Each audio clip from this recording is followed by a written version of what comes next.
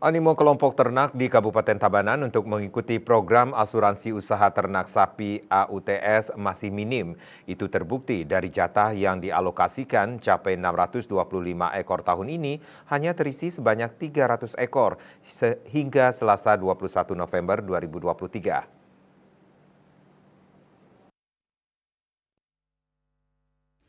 Alokasi jatah OTS di Kabupaten Tabanan disebar merata ke 10 kecamatan yang ada. Namun khusus di Puskeswan 1 yang mewilayahi salah satunya Kecamatan Baturiti dijatah lebih banyak karena populasi sapi lebih banyak dibandingkan kecamatan lainnya.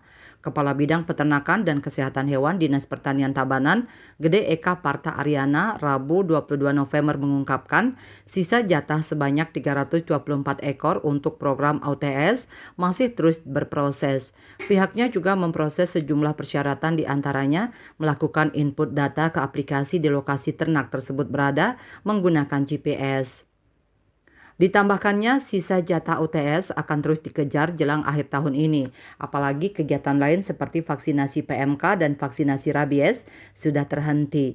UTS memberikan perlindungan kepada usaha peternak jika terjadi kematian atau kehilangan melalui skema pertanggungan asuransi. Sasaran penyelenggaraan OTS adalah kelompok usaha peternakan, sehingga peternak dapat melanjutkan usahanya.